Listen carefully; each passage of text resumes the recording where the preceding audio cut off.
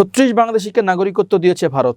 দেশটির নাগরিকত্ব সংশোধনী আইন সিএএ এর আওতায় এই নাগরিকত্ব দেওয়া হয়েছে। এর মধ্যে ভারতের ওড়িশা রাজ্যে 35 জনকে এবং উত্তর পূর্বাঞ্চলীয় আসাম রাজ্যে এক বাংলাদেশিকে ভারতীয় নাগরিকত্ব দেওয়া হয়।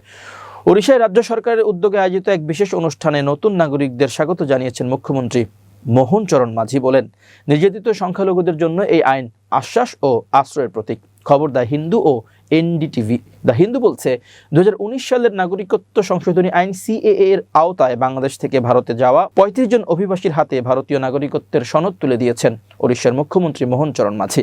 গত বৃহস্পতিবার এই সনদ বিতরণ করা হয়। এর মাধ্যমে ওড়িশায় সিএএ এর আওতায় নাগরিকত্ব পাওয়া মানুষের সংখ্যা দাঁড়ালো 51 জনে।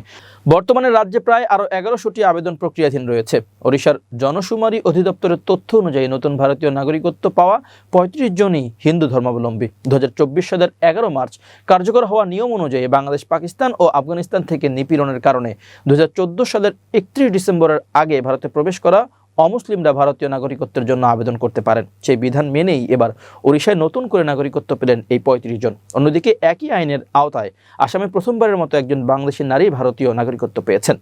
আসামের শ্রীভূমি জেলার বাসিন্দা 40 বছর বয়সী ওই নারী 2007 সালে বাংলাদেশ থেকে ভারতে প্রবেশ করেছিলেন।